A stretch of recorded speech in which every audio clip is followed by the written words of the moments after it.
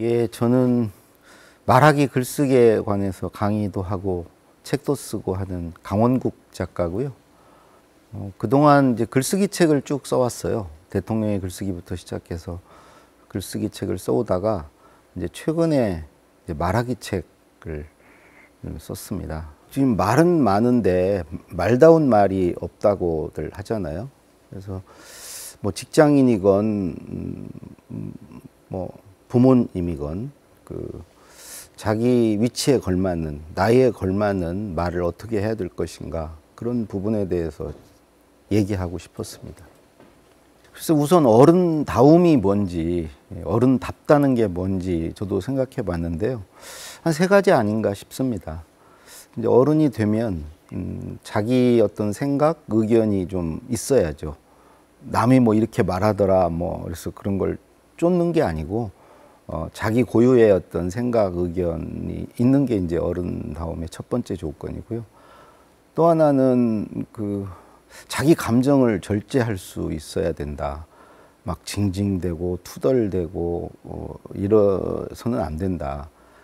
그리고 마지막으로는 자기 다움이 좀 있어야 된다는 거죠. 남한테 기대지 않고 어리광 부리지 않고 자기 말을 당당하게 하고 또 그거에 대해서 책임도 지는, 그래서 홀로 서서 가는 게 어른이 아닌가. 그래서 어른다운 것은 그런 세 가지 조건을 갖춘 것이라고 생각합니다. 말은 결국 자기 자신이죠. 우리는 말로써 자기를 표현하잖아요. 자기의 생각이나 감정이 말에 담깁니다. 남들은 누군가의 말을 듣고 그 사람을 알지요. 저 사람 참 사람 좋다. 뭐 저 사람 따뜻한 사람이다. 혹은 뭐 저 사람 되게 아는 게 많은 사람이야. 뭐 뭘 잘해, 뭐를 좋아해. 그 말을 듣고 알게 되잖아요. 그래서 그 말의 수준이 결국 그 자신의 수준이다. 그래서 말의 수준을 올리는 게 중요하다. 그래서 나이가 먹어감에 따라서 그 말의 수준이 이제 올라가야 되고요. 그러기 위해서는 이제 말이 성장해야 된다는 거죠. 그래서 말을 성장하기 위해 노력해야 되고요. 예. 그런 점에서 더 나아가서 이제 말은 결국 관계를 만들어 가거든요.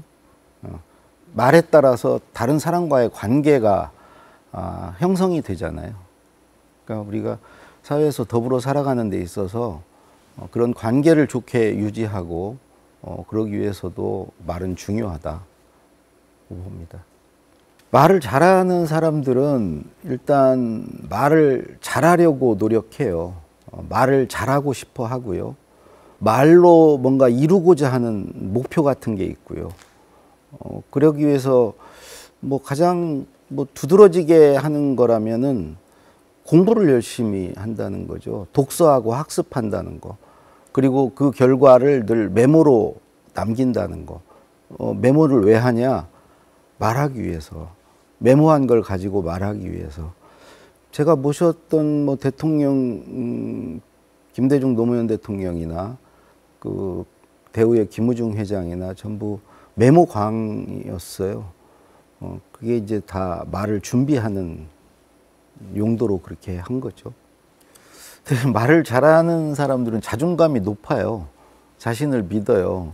그러니까 자신을 믿으면 자기 안에 말할 거리가 있다고 생각을 해요. 말을 할 때 자기 안부터 들여다보죠. 밖을 기웃거리지 않죠. 그리고 자기 안에 있는 말을 자신 있게 말하죠. 할만하다. 이 내용은 말할 가치가 있다라고 생각을 하는 거죠. 그것도 이제 자신을 믿는 것이고, 나아가서 이렇게 말하고 나서도 이렇게 남의 눈치를 실실 본다거나 그러지 않아요. 뭐 남들의 평가를 그렇게 뭐 염두에는 두지만 그렇게 두려워하는 수준은 아니라는 거죠. 또 남들이 자기 말에 대해서 좀 안 좋은 평가를 해도 뭐 그거는 그분들의 생각이겠지. 나는 내 말을 한다. 이거 뭐 당당하다고 그럴까? 뭐 그런 면이 좀 있죠.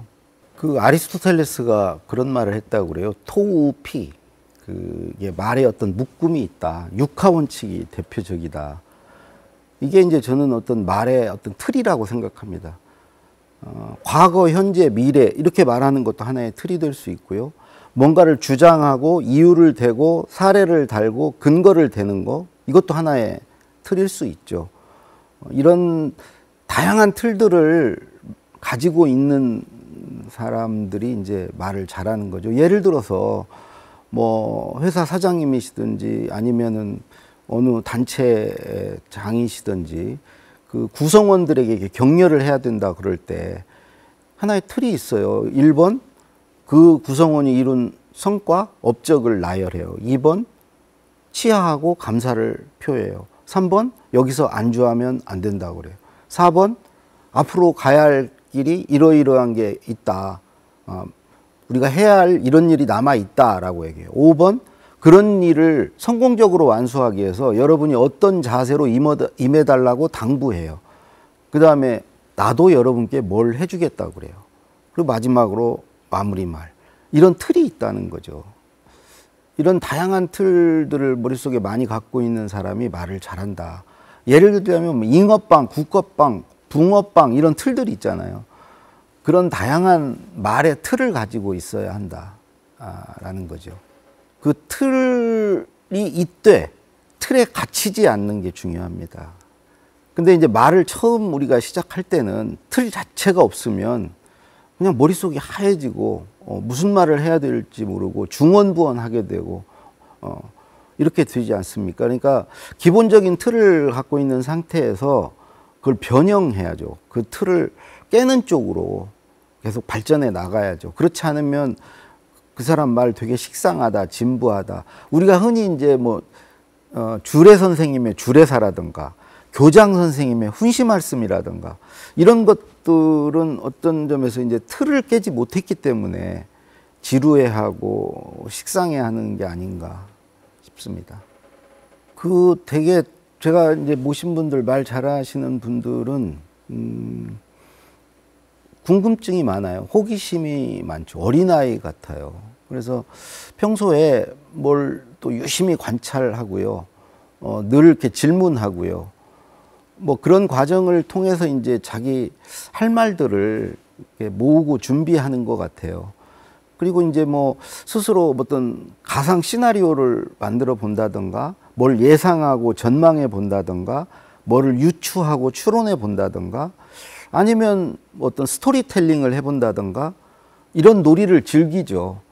실제로 말은 하지 않아도 혼자 뭐 사색하면서 산책하면서 이제 그런 말을 혼자 이렇게 해보는 거를 즐기는 분들이었어요. 이제 그런 것들의 출발점은 호기심 아니었나. 호기심은 의욕 같은 거예요. 세상을 잘 살아보고자 하는 욕구 같은 거예요. 그게 없으면은 매사가 시큰둥하고요. 사는 게 재미없고요. 그렇다면 뭐 말도 뭐 귀찮고요. 이렇게 되는 거죠. 저는 말을 잘하기 위해서는 3가지 해야 된다고 생각합니다. 하나가 준비고 그 다음에 연습이고 3번째 마지막 복기입니다.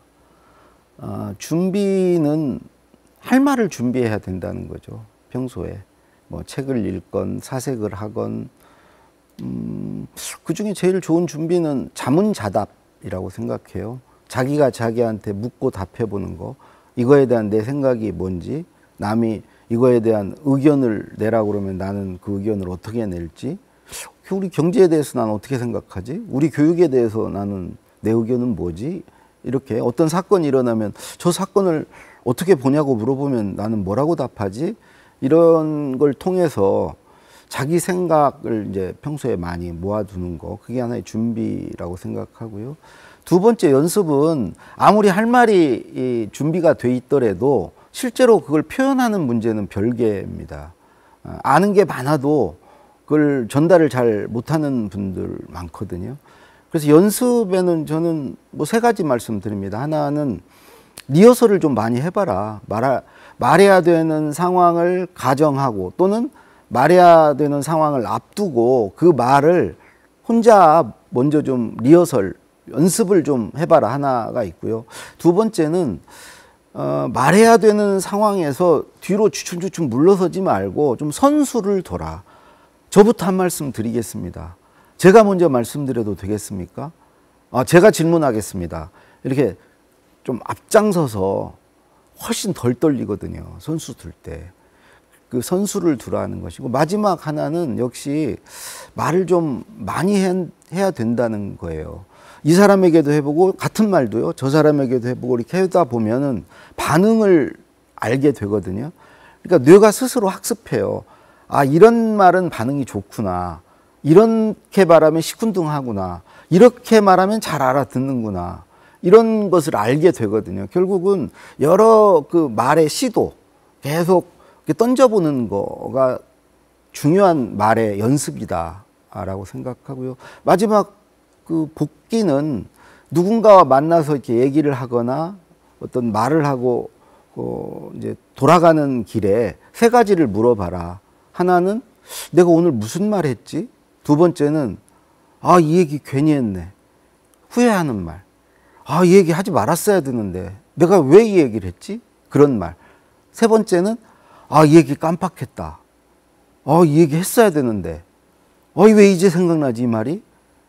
그 세 가지를 물어보면서 복기를 하다 보면, 후회되는 말을 하는 말은 그 다음에 안 하게 될 거고요.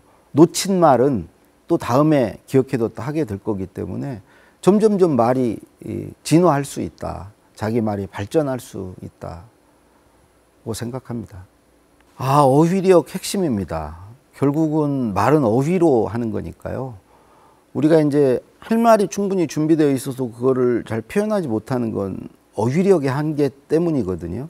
어쩌면은 그 이제 어휘가 어떤 자기 그 생각, 감정을 담는 그릇 같은 거니까 그 그릇이 빈약하면 결국은 생각, 감정도 빈곤해질 수밖에 없는 거죠. 그래서 어휘력을 키워야 되는데 저 같은 경우는 포털 사이트 국어사전을 늘 열어놓고 글을 씁니다.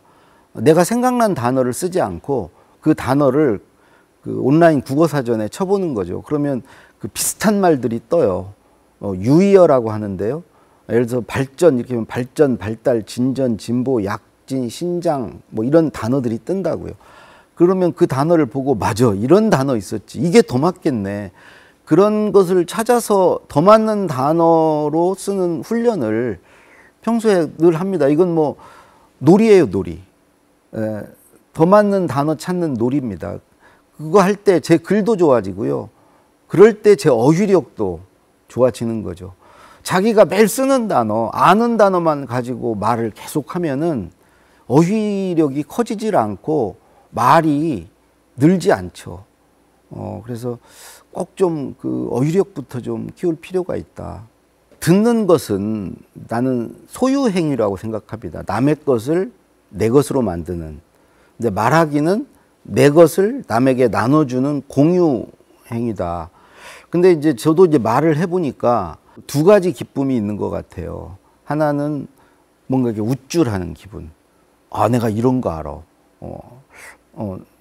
자기 말을 하면서 자기 스스로 대견해 하는 그런 게 하나 있고, 또 하나의 기쁨은 남에게 베푸는 기쁨이에요. 남에게 도움을 주는 기쁨 같은 게 있죠. 그래서 이제 우리가 이제 말을 할 때 이제 말을 조심해야 되고, 말을 잘못해서 나중에 그걸로 인해서 내가 피해를 보거나 여러 가지 그런 두려움 같은 게 있죠.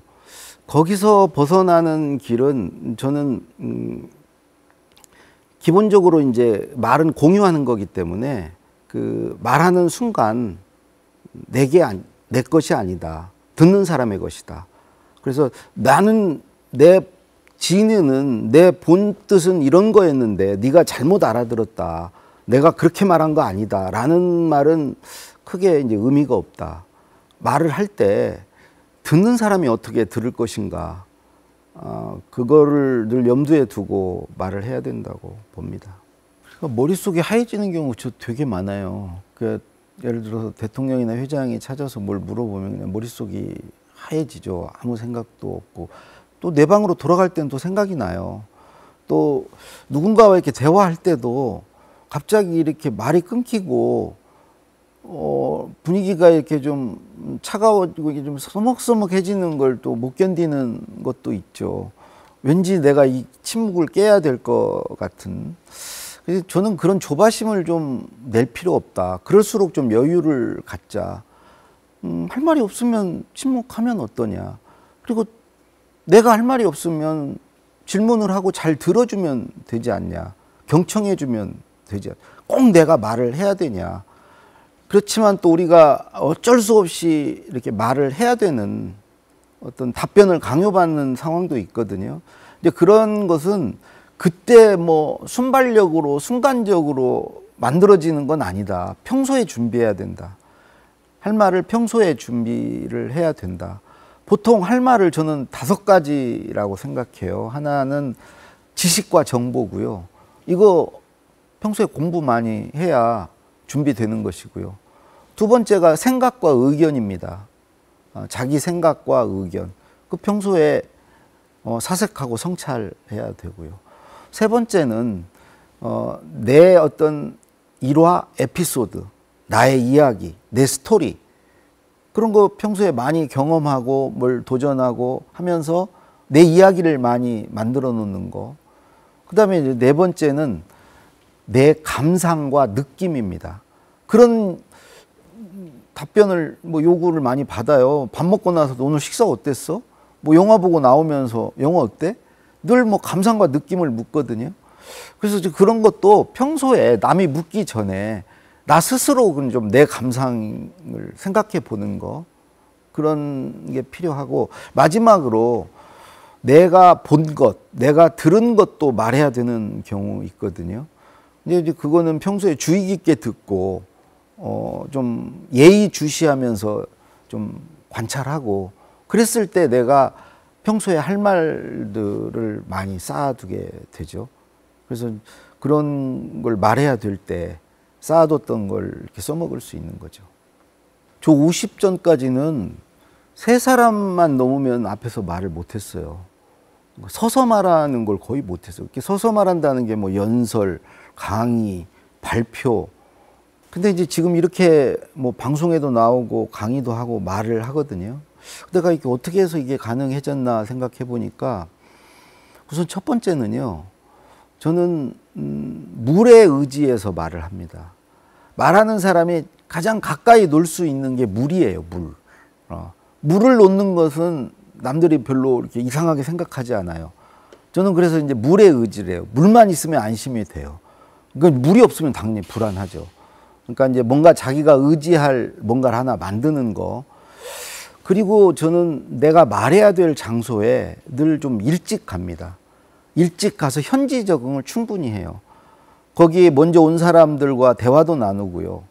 그리고 내가 말해야 될 때 서도 보고, 그 다음에 내 말을 듣는 사람 자리에 앉아도 보고, 현지에 충분히 적응을 한다는 거. 그리고 이제 마지막으로는 내가 왜 말하는 게 이렇게 두렵나, 왜 울렁증이 있나 생각해 보니까 결국 평가를 잘 받아야 되겠다는 욕심 때문이에요. 내 말에 대해서 누가 남들이 욕하지 않을까, 지적하지 않을까, 이런 것 때문이거든요. 근데 평가는 내 몫이 아니에요. 내가 욕심 부린다고 될 일이 아니에요.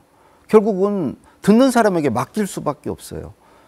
그래서 저 같은 경우는 이제는 듣는 사람이 바다라고 생각하고 그 바다에 내 몸을 던진다. 그걸 띄워주건 가라앉힌건 간에 그거는 듣는 사람의 몫이다. 내가 막 뭐 떠보려고 막 아둥바둥 한다고 그럴수록 더 잠긴다. 그럴수록 사람들은 더 나를 띄워주지 않는다. 그래서 온전히 듣는 사람에게 믿고 나를 맡기는 거죠. 그들에게 나를 던지는 거죠. 뭐 그렇게 하니까 떨리지 않던데요.